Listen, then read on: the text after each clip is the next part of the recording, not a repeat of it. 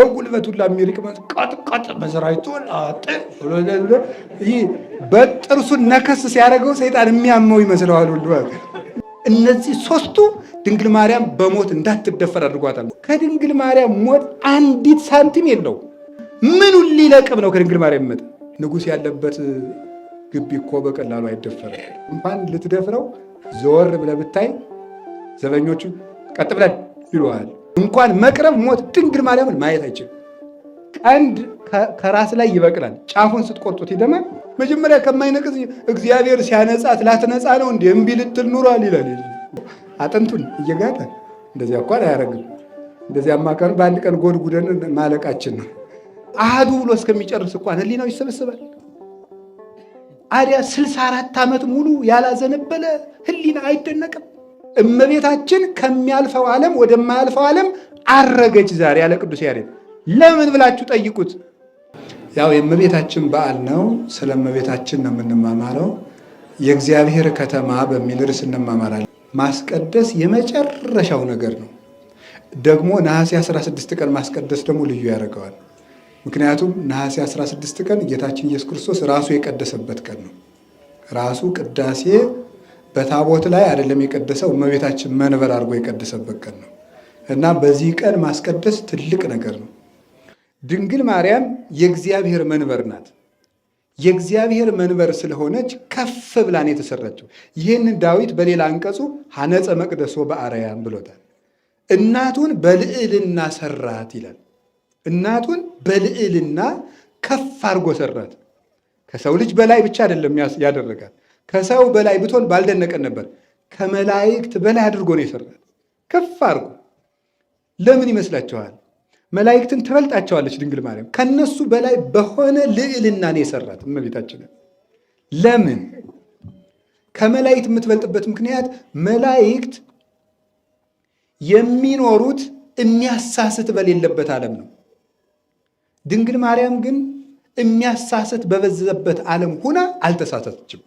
ይገርማችኋል እኮ በማያሳስት ከተማ ሁነው ባይሳሳቱ አናደንቃቸውም መላእክትን። ሌላ ጊዜ በራሳቸው ሙያ እናደንቃቸዋለን። ቅዱስ ገብርኤል፣ ቅዱስ ሚካኤል የራሳቸው አላቸው ጸጋ። ድንግል ማርያምን ግን ትበልጣቸዋለች። እኔ የሚያሳስት ከሌለ ማን ይሳሳታል እንዴ? ሲያገኝ የበላውን ሲያጣ የጦመውን አለ የእኛ ገር ሰው ሲተር። አንድ ሰው ሳይኖረው ቀርቶ ሳይበላ 7 ቀን ቢቆይ ሸጋ ባይታዊ ልንለው ነው? አቶ ነው የሚባለው። አቶ የጦመ ሰው ይሄ ይባላል። መላእክት የሚያሳስታቸው የለም ማንም። አይናቸው አይመኝም፣ ቦታው አያሳስትም። አንድ ሁለተኛ የሚሳሳት አካል የላቸውም። አይናቸው አይቶ አይመኝም፣ ጆሮአቸው ሰምቶ አይመኝም፣ ሰውነታቸው ትኩሳት የለባቸውም። አካላቸው ረቂቅ ነው፣ 4ቱ ባህሪያት የሉባቸውምና እነዚህ በማይሳሳት አካል ሆነው ነው ለመላእክትኒ ኢተክህሎሙ ድንጋሌ ህሊና ያለው ይሄን ነው ደራሲ። እስመ አበሱ በፍትወት ወረዱ ምድረ በቀዳሚ። ለመላእክት ያልተቻላቸው ድንጋሌ ህሊና ለእመቤታችን አለ። ሶስተኛ መላእክት ደናግል ናቸው። ድንግልናቸው ግን የአምላክ እናት ለመሆን አይበቃም፣ ጾታም የላቸውም።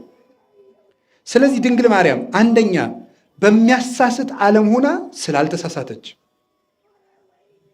እንደ ሰው ስህተት ሊስማማው የሚችል ከ4ቱ ባህሪያት የተፈጠረ አካል ይዛ አካሏን ግን ስላልተሳሳተችበት ብቻ ሳይሆን እግዚአብሔርን ለማየት የበቃ የመጨረሻው ንጹሕ አካል አድርጋ ስለጠበቀችው፣ ሶስተኛ በድንግልናዋ አምላክን ስላፈራችበት፣ በእነዚህ ከመላእክት ይልቅ ትበልጣለች። እንዲህ ያለች መንበር ናት እመቤታችን። ከሱራፌል ከኪሩቤል ትበልጣለች። ደግሞ ይሄ ከአጠቃላይ ከመላእክት ተፈጥሮ ነው። ለመንበሩ ቅርብ ከሆኑት መንበሩን ከሚሸከሙት ከኪሩቤል ከሱራፌል ትበልጣለች። ለምንድን ነው? እነዚህ ማየት ነው የማይችሉት። ማንን? እግዚአብሔርን ሊያዩት ራሱ አይችሉም። በሁለት ክንፋቸው ፊታቸውን፣ በሁለት ክንፋቸው እግራቸውን ሸፍነው እንዲዝረበው ይቆማሉ። አንተን ማየት አይቻለንም፣ በእግራቸው መቆም በአንተ ፊት መቆም አንችልም ብለው ማየት። ሊቁ እንደተናገረው ከመያው እዮሙ ነበልባሉ፣ ከመንበሩ የሚወጣው ነድ እሳት እንዳያቃጥላቸው። ምክንያቱም እሳት ይውህዝም መንበሩ ይለዋል። ትንቢተ ዳንኤል ምዕራፍ 11 ላይ ከመንበሩ እሳት ይጎርፋል ይላል። ነደ እሳቱ እንዳያጠፋቸው ፊታቸውን ሸፍነው ክንፋቸው የሚያድናቸው ሆኖ አይደለም፣ የፍርሃት ምልክት ነው ብለዋል ሊቃውንቱ። እነዚያ አያዩትም እንኳንስ መዳሰስ። እመቤታችን እሳ ብትዳስሰው እንደው አክብሮ እኮ ንጉሥንም ይዳሰሳል። ንጉሥን እግሮትን ላራግፍልዎት፣ ጫማዎትን ላልብሰዎት ተብሎ ይዳሰሳል። እንደሱ እኮ አይደለም፣ ልጇ ነው የሆነው፣ በማኅፀኗን ያደረው። ይህ ከአይምሮ በላይ ነው። አንዳንድ ጊዜ ብቻዬን ሳስበው ላይ ይገርመኛል። ማምላክን ከልቤ እንዴት ያለ ነገር ነው! እና ደግሞ ክርስቲያኖች ጥሩ ሰዎች ነን በእውነት። ይህን ከባድ ነገር ማመናችን አምላክ የሰው ልጅ ሆኖ ታቀፈ ማለት ይሄ የሚገርም ነገር ነው። እንደው ልቡናችን ራሱ ምን ይችል ይሄንን ሰምተን ይሄንን እንድናምን የምንችልበትን የአይምሮ ኃይል የሰጠን እግዚአብሔር አይገርማችሁም? አምላክ የሰው ልጅ ሆነ ማለት እዩት እስኪ። አሁን ይሄንን ትልቅ ህንፃ ወስዳችሁ በኪሳችሁ መክተት ትችላላችሁ? ተናገሩ እንጂ። እሺ፣ በሆነች ከረጢት ትከቱታላችሁ? ይሄንን ትልቅ ህንፃ እሺ፣ በትንሽ ጎጆ፣ እዚህ የተማሪ ጎጆ አለ፣ እዚያ ውስጥ መጨመር ትችላላችሁ? አይቻልም። ልብ በሉ። ይሄ እኮ በእግዚአብሔር እቅፍ ይገርማቸዋል። ምንም እኮ አይደለም። ሰማያትን ቅዱስ ዳዊት ምን እንዳላችሁ ታውቃላችሁ? ግብረ አጻብዒከ። ይኸው ምን ማለት እንደሆነ ታውቃላችሁ? ሊቃውንት ሲተረጉሙት ይኸው ከባድ ሸክም በእጅ ነው የሚያዝ፣ በጣት ነው። እንደዚህ ነው የሚያዝ፣ በጣት ነው። አዎ በጣት የምናነሰው ምን ያህል ነው? ይህ ትንሽ የሆነ ነገር ነው በጣት። እና ሰማያት ላንተ በጣት እንደሚንጠለጠሉ ናቸው ማለት እኮ ግብረ አጻብዒከ ያለው። ስፉህ ነው እግዚአብሔር። ከመሬት በታች አለ፣ ከመሬት በላይ አለ። ዓለሙን በእጁ በመሃል እጁ ይዞታል። ይገርማቸዋል። በዓለሙ ዙሪያ ደግሞ አለ እና ያመቶ ከማኅፀኗ ተኛ ማለት በጣም ግሩም። ዘሰማይ ወምድር ዘኢያገምሮ፣ ሰማይ ምድር የማይችለውን አምላክ እመቤታችን ወሰናቸው እና ከርሰ ድንግል አቤ ወተለዓለም ሰረገላ ኪሩቤል ወተሰብሐም ሱራፌል። የእመቤታችን የቅድስት ድንግል ማርያም ማኅፀን ኪሩቤል ከሚሸከሙት ሰረገላ ይልቅ ከፍ ከፍ አለ። ሱራፌል ከሚያጥኑት መንበር በለጠ። እነሱ አያዩትም፣ እሷ ጸነሰችው። እነሱ መንበሩን ይሸከማሉ፣ እሷ በጀርባዋ ታዝለዋለች። እነሱ ይደነግጣሉ፣ እሷ በከንፈሮቿ ትስመዋለች። ልጇ ነው፣ በእጆቿ ትታቀፈዋለች። እጁን ይዛ እናት ሆና ታስከትለዋለች። የቀሚሷን ጨርቅ ይዞ እንደ ልጅ ቀና ቀና እያለ እያያት ያለቅሳል እዘኝ ብሎ። ይህንን የተደረገባት በአንቺ የተደረገው ነገር ነኪር ድንቅ ነው፣ ልዩ ነው፣ ለሰው በሚነገር አንደበት አይነገርም። እና እመቤታችን በልዕልና ተሰራች ሲል ምን አለ? መሰረቶቿ በከበሩ ተራሮች ናቸው። ያበድሮን እግዚአብሔር ለአናቅጸ ጽዮን እምኩሉ ተአይኒሁ ለያዕቆብ። እግዚአብሔር ከያዕቆብ ድንኳኖች ይልቅ የድንግል ማርያምን ሕዋሳት ይወዳቸዋል። ለምንድነው የሚወዳቸው? የያዕቆብ ድንኳኖች ማለት ከሌሎች ሴቶች ሕዋሳት ይልቅ የድንግል ማርያምን ሕዋሳት እግዚአብሔር ይወዳቸዋል። ለምንድነው የሚወዳቸው? ከእግር ጥፍሯ እስከ ራስ ፀጉሯ ድረስ ምንም ነውር የለባትም። አልብኪ ነውር ወይም እንትን ይበላይ ሌኪ፣ በአንቺ ላይ ምንም ነውር ነቀፋ የለብሽም ይላታል።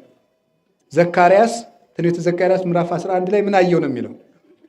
ርቁ ተቋመ ማይቶት ምንድን ነው ያለ? ኩለንተሃ ወርቅ፣ በውስጥ በአፋ በወርቅ የተለበጠች ሁለንተናዋ ወርቅ አንዲት መቅረዝን አየው አይደለም?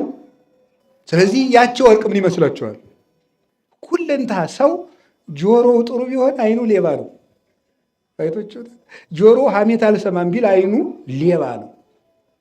ወይም ደግሞ ሰው ይንቃል። አንዳንዱ ሰው እኮ ሲያየታችሁታል፣ እንኳን አላያችሁት ሰውን እንዴት አድርጎ ዝቅ አድርጎ እንደሚያየው ማለት ነው። እንደዚያ ነው አይኑ። ሰው በእጁ እየሰጠ በእግሩ ይሰርቃል። ይገርማል እኮ በእግሩ ይሰርቃል። አዎ በአንደበቱ ጤና ይስጥልኝ እያለ በልቡ ይረገማል። ሰው እንደዚህ ያለ አንዱ ቢያርፍ ሌላው አያርፍ። መዓዛ አፏሃ ከመኮል የአንደበቷ መዓዛ እንደ እንኮይ ነው። መላትያ ከመቅርፍተ ሮማን ይላታል ቅዱስ ያሬድ። ጉንጮቿ እንደ ሮማን ናቸው። ምን ማለት ነው? ሮማን ፍሬው የተነባበረ ነው። ሀብት ሁሉ የሞላባት ፍሬ እመቤታችን ናት። ሀብት ሁሉ የሞላባት የመላእክት ሀብት፣ የነቢያት ሀብት፣ የሐዋርያት ሀብት፣ ሀብተ ሰማያዊ ሀብተ ምድራዊ በእሷ ይገኛል። ስንቱን የቻለች ድንግል መሰለቻቸው። ሕሊናዋ ወርቅ ነው፣ እፍ የሚባል የለውም። ልቧ ወርቅ ነው፣ ማህፀኗ ወርቅ ነው፣ እጆቿ ወርቅ ናቸው። እመቤታችን አሪያ እነዚህን እግዚአብሔር ይወዳቸዋል። ከዚያሳ ነኪር ነገሩ በእንቲአኪ ሀገረ እግዚአብሔር ከርዕስ የደረስኩ የእግዚአብሔር ከተማ ሆይ በአንቺ ድንቅ ነገር ይባላል። እመቤታችን የእግዚአብሔር ከተማ የሚያሰኟትን 3 ነገሮች ብቻ ተናግሬ ትምህርቴን ልቋጭ።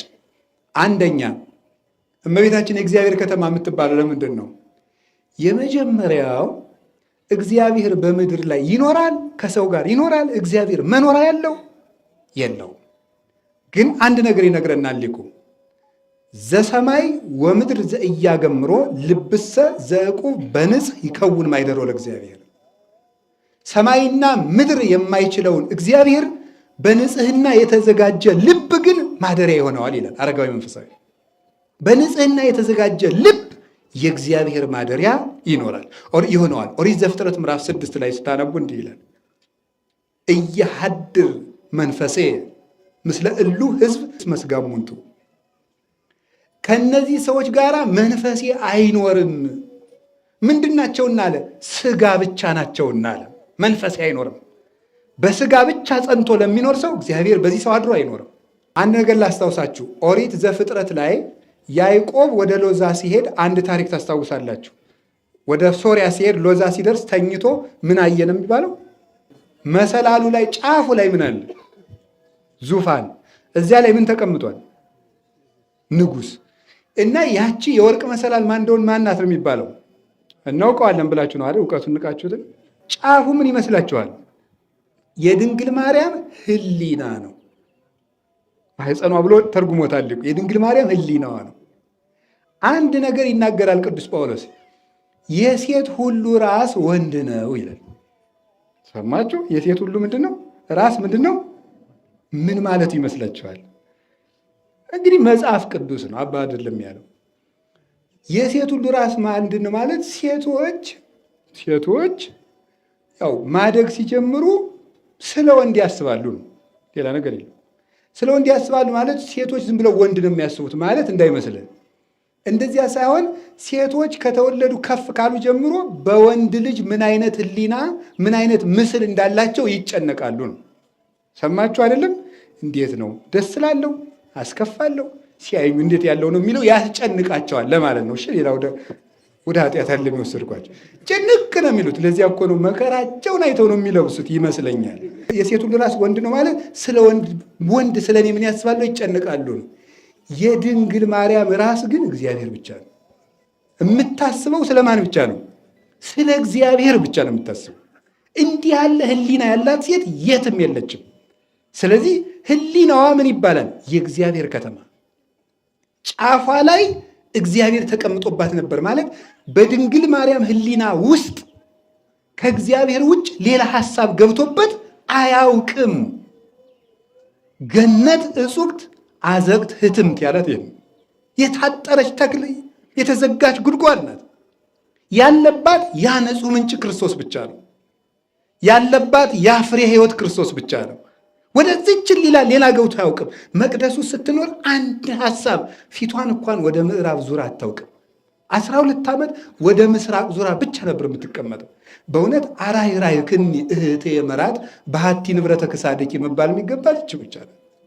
ወደ እግዚአብሔር ብቻ ልቡናዋ የዞረላት ድንግል ማርያም ናት። እግዚአብሔር ብቻ የገባባት የምስራቅ በር ማለት እኮ ስለ ጽንሱ ብቻ አይደለም። ቀድሞም ወደ ልቧ ከእግዚአብሔር በቀር ሌላ ገብቶበት የማያውቅ ነው። ከቃሉ ጋር ናችሁ? ከቃሉ ጋር ናችሁ? ስለዚህ እመቤታችን ምን መባል ይገባታል? ተናገሩ እንጂ እና ድንግል ማርያም ማድነቅ ቀላል መሰላችሁ? እስቲ 1 ደቂቃ ልስጣችሁና ስለዚህ መስቀል ብቻ አስቡ ብላችሁ እርግጠኛ ነኝ 1 ደቂቃ ስለዚህ መስቀል ብቻ ማሰብ ይችላል አይችልም? ቆይታ መንጨት እንጂ መስቀሉን ማን ቆረጠው ትላለህ። እዚያ እንትና የሚባለውን ጋራዥ ያውቀዋለሁ ምን ይመጣብሃል? አዎ ወይም እንደዚህ ያለ የሚመጣ በፍጹም የሰው ልጅ አይምሮ በፍጹም እስመ ህሊናሁ ለብእሲ ይትወላወል እምጊዜ ልደቱ እስከ ዕለተ ሞቱ። ዮሐንስ ዘእስክንድርያ የተባለ ሊቅ ሃይማኖተ አበው ምዕራፍ 52 ላይ ሲናገር የሰው ልጅ አይምሮ ከልደቱ እስከ ሞቱ ድረስ ሲለዋወጥ ይኖራል። እረፍት የለውም ቀኑ ሙሉ። አዲያ ዝም አይገርማችሁም? 5 ደቂቃ ለማስቀደስ እኔ የሰው ህሊና አልመረምርም አላውቅም፣ ግን እንደው ሰው አሃዱ ብሎ እስከሚጨርስ እንኳን ህሊናው ይሰበስባል። አዲያ 64 ዓመት ሙሉ ያላዘነበለ ህሊና አይደነቅም? እጅጉን ይደነቃል። እመቤታችን የማትደንቀው ሰው ልቡናው በዚህ ዓለም የታሰረ ብቻ ነው። ሁለተኛው የእግዚአብሔር ከተማ የሚያሰኛት የአካላዊ ቃል ታቦት ስለሆነች ነው። በብሉይ ኪዳን እንደምታስታውሱት ሰሞኑንም ውዳሴ ማርያም ቅዳሴ ማርያም ሲተረጎም ሰምታችኋል። እግዚአብሔር ሙሴን ምን ብሎት ነበረ? ከማይነቅዝ እንጨት ምን ቅረጽ ብሎታል? ታቦት። ታቦቱን በምን ለብጠው ብሎታል? በወርቅ። ከዛ በጽላቱ ላይ ምን ጻፍበት ብሎታል? 10ሩን ቃላት። ይቺ ታቦት ማናት? ባጭሩ እመቤታችን።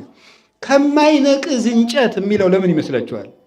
ይኸውላችሁ መንቀዝ ማለት ምን ማለት ነው? መሞት ማለት እኮ ነው። መሞት መፍረስ ነው። ታቦቱ ከማይነቅዝ እንጨት የሚቀረጽባት ምክንያት ምንድን ነው?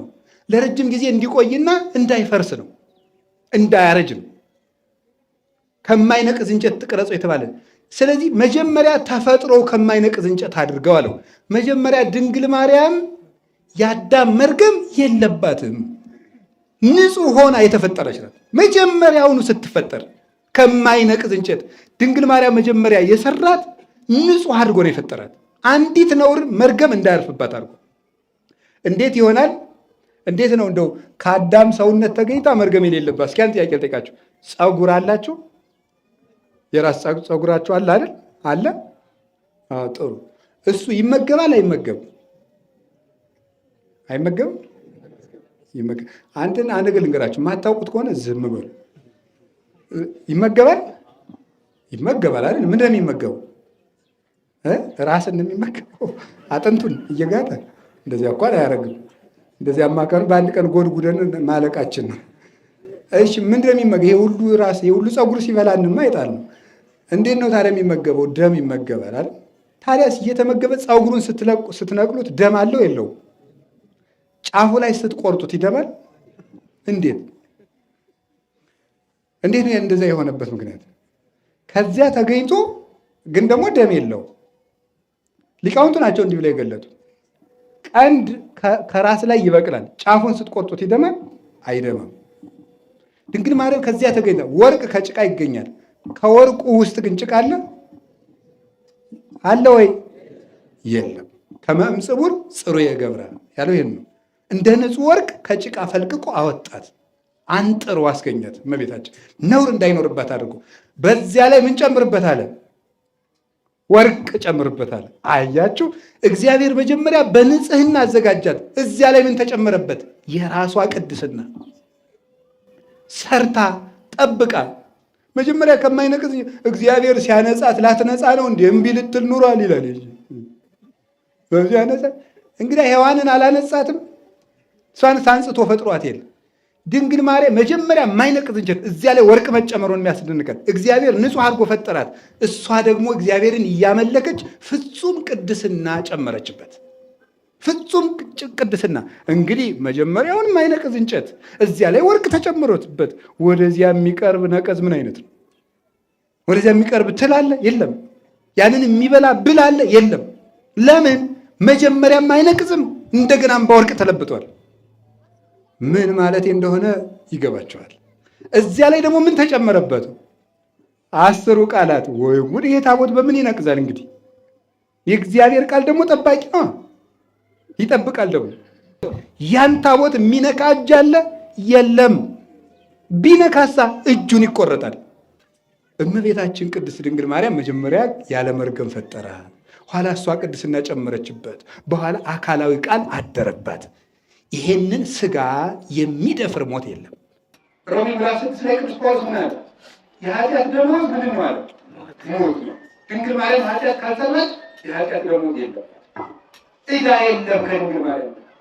ሞት ምን አለባት? ወይምጣ ምን አበድሯታል? ከእሷ ምን ገንዘብ አለ? ከድንግል ማርያም ሕይወት እንጂ ሞት ገንዘብ ነው።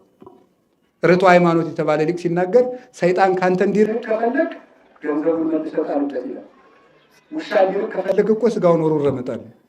ሰይጣን ካንተ እንዲርቅልህ ከፈለግ አሁን አንዳንድ ሰው አለ እንደው ሰይጣን ለማራቅ እያለ የሚጃጃል። ሰይጣን እንዲርቅ እንትና የሚባለው ጸሎት ጥሩ ነው፣ ምናምን እትስ የሚባለው ጥሩ ነው፣ እንትና ደግሞ ለዚህ ጥሩ ነው፣ የእንትና ደግሞ ድርሳን ጥሩ ነው። እንደዚህ አትጃጃሉ።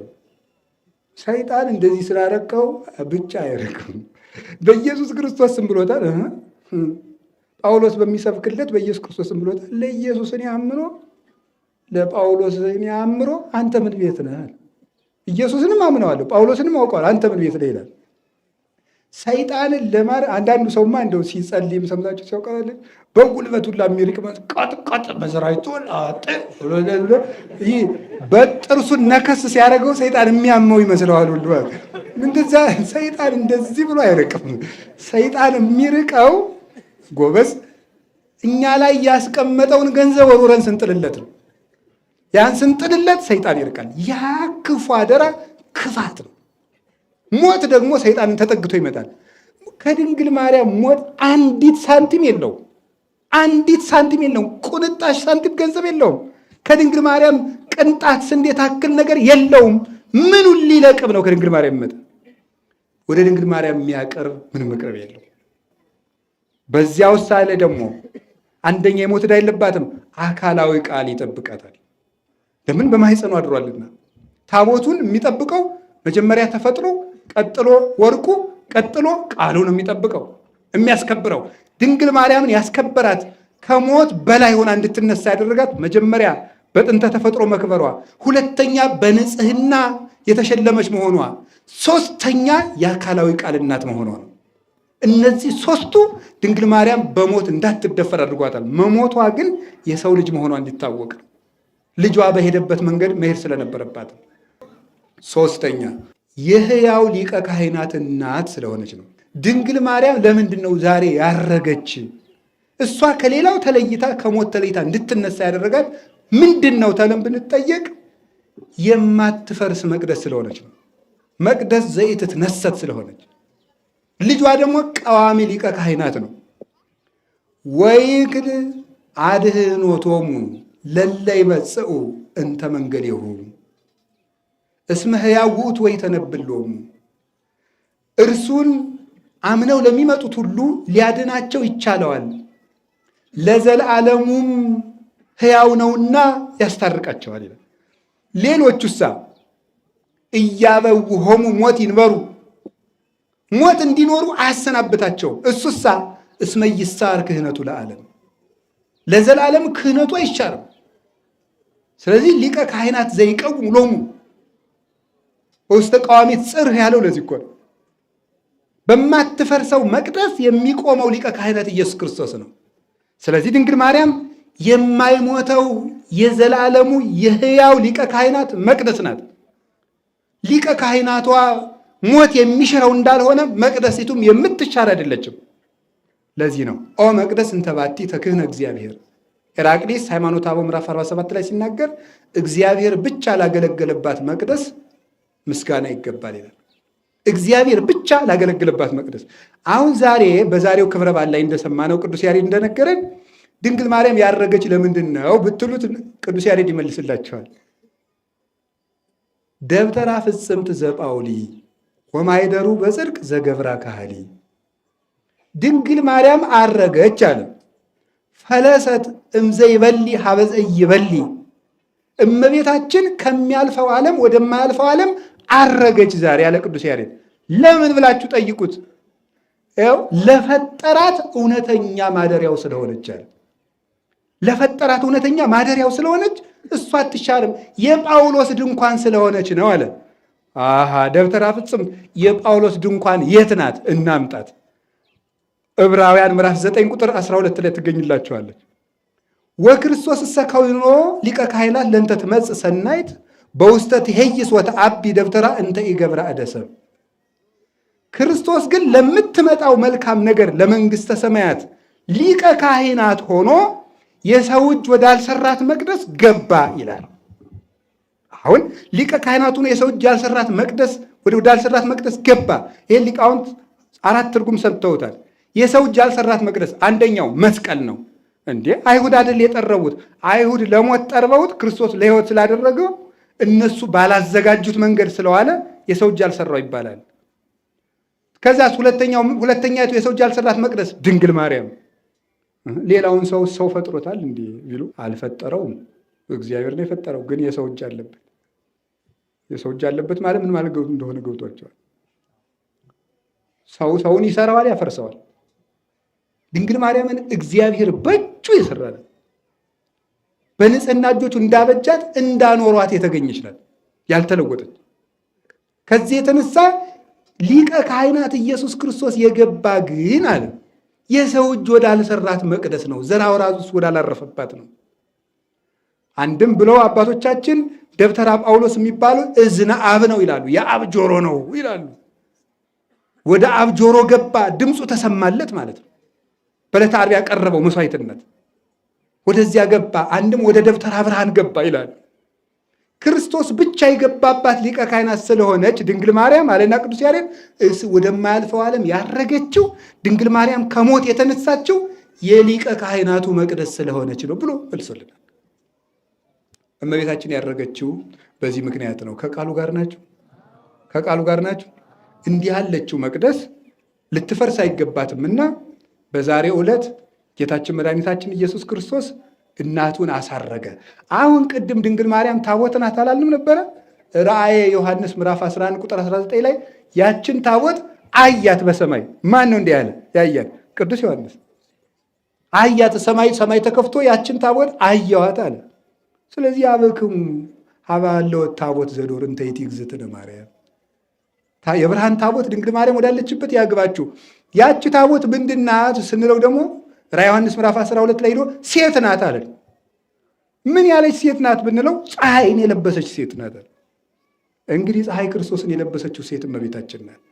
እና ድንግል ማርያም የእግዚአብሔር ከተማ ናት። መላእክት ፈልገው እግዚአብሔርን አገኙባት፣ ሰዎች ፈልገው አገኙባት፣ ሰብአ ሰገል ፈልገው አገኙባት።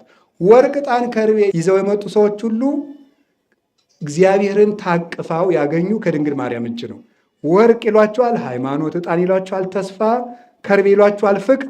ሃይማኖት፣ ተስፋ፣ ፍቅር ይዞ ለመጣ ሁሉ እግዚአብሔር ከድንግል ማርያም እጅ ይገኛል። የትም አይደለም፣ ከድንግል ማርያም እጅ እግዚአብሔር ይገኛል። እና እመቤታችን እግዚአብሔር ከተማ ናት። በእውነት ዛሬ ሞት ሳይደፍራት ጎበዝ ንጉሥ ያለበት ግቢ እኮ በቀላሉ አይደፈርም። ይደፈራል እንዴ? አይደፈርም። እንኳን ልትደፍረው ዘወር ብለህ ብታይ ዘበኞቹ ቀጥ ብለን ይሉሃል። ምንድን ነው ዘወር የሚያስብልህ? ምን አስበህ ነው ይሉሃል ማለት ነው። እና እመቤታችን የንጉሥ መልባ እንተ ይርእ የዓይነ ንስር፣ ዲያብሎስ ያላያት አሞራው ያላያት ገነት ናት እመቤታችን። ማየት አይችልም ድንግል ማርያም። እንኳን መቅረብ ሞት ድንግል ማርያምን ማየት አይችልም። እንኳን ድንግል ማርያምን ሄኖክን እንኳን ከበቶ እግዚአብሔር አይደል ያለው? አላየው፣ ሞት እንዳያየው ሰወረው ነው ያለው። ሞት እመቤታችን እንኳን መንካት ማየት አይችልም። ሞት ያላያት ሀገር ድንግል ማርያም ነው። አሁን እንዲህ ብለን መዘመር እንችላለን። መኑ ይወስደኒ ውስተ ሀገረ ጥቅም ወመኑ ይመርሐኒ እስከ ኤዶምያስ። ወደማይደፈር ከተማ እንደው ማን በወሰደኝ አለ ቅዱስ ዳዊት። ዮሐንስ ዘደማስቆ የማትደፈረው ከተማ ማርያም ናት አለ። ለምን? ንጉሥ ክርስቶስ እያለ ያችን ከተማ ማን ይደፍራል? እንግዲያው ሰላም ወዳለበት ወደማይደፈር ከተማ ሮጦ መጠጋት የማይፈልግ ማን አለ? ማንም። ስለዚህ እኔ የትም መጠጋት ትፈልጋለህ ቢሉኝ የሮጥኩ መጠጋት የምፈልገው ከድንግል ማርያም እቅፍ ነው። ምክንያቱም እሷ የማትደፈር ከተማ ናት። ወንበዴ አይነጥቀኝ፣ አውሬ አይነካኝ፣ ዝናብ ይመታኛል አልል፣ ፀሐይ ይመጣ ያቃጥለኛል አልል። የሰላም ከተማ ምቹ ሀገር እመቤታችን ናት። ለሰውም ለእግዚአብሔርም የበቃች ከተማ እመቤታችን ናት። ዛሬ አርጋለች። በእውነት የሰው ልጅ ባህሪ ከብሮ ያየ ነው በእሷ ነው። እግዚአብሔርማ ልጇማ ቢያርግ ምን ይደንቃል? አምላክ ነዋ። እሷ ማድረጓ ግን ይደንቃል። እናንተም ታርጋላችሁ። ለዚህ ምልክቱ ደግሞ እናቴን እዩዋት ብሎ እናቱን አሳርጎ አሳይቶናል። ስለዚህ እመቤታችን ትምክህተ ዘመድነ የባህሪያችን መመኪያ የሰው ልጆች ውክልና እመቤታችን ናት። እሷን ስለፈጠረልን እግዚአብሔር ይክበር ይመስገን። ጧትም ማታም ሌትም ቀንም ከድንግል ማርያም እንጠጋለን። እንድንጠጋባትም ቃል ኪዳን ሰጥቶናል። ዛሬ ሐዋርያት ፍልሰታን ጾመው ሲጨርሱ እመቤታችን አይተዋል። በነገራችሁ ላይ የፍልሰታ ሽልማት ጾማችኋል? አልጾማችሁም? ጾማችኋል? የፍልሰታ ሽልማት ምን ይሆንላችሁ ብትባሉስ? እኔ ያልሰጥ ነገር። እሺ ልንገራችሁ። የፍልሰታ ሽልማት ትፈልጋላችሁ? አትፈልጉ? ሁላችሁም ጥሩ፣ እግዚአብሔር ይስጣችሁ። ሽልማቱ ምን እንደሆነ ታውቃላችሁ? እመቤታችንን ማየት ነው። የፍልሰታ ሽልማት ድንግል ማርያምን ማየት ነው። ሐዋርያት ይህን ጾም የጾሙት አሳየን ብለው። ስለዚህ እንደው ቀንስ ይቅር ብፁዕ ዘይርእየኪ በሕልሙ ሌሊ ተብሏል ደራሲው።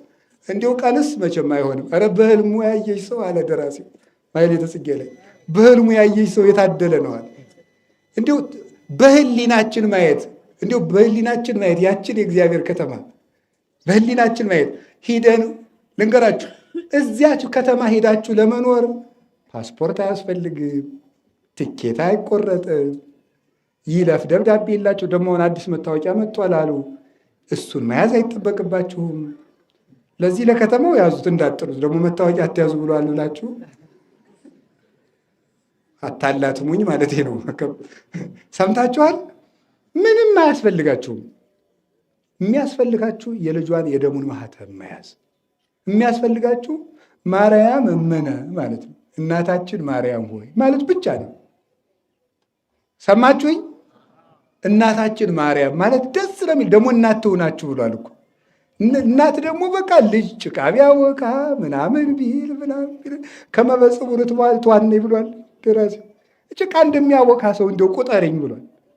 ልጅ ጭቃ አቡቆ ሲመጣ እሰይ ልጅ ለማቡካት ደረስክ ትለዋለች እናቱ። ስለዚህ ብናበላሽም ድንግል ማርያም አስነቀንም። ለምን?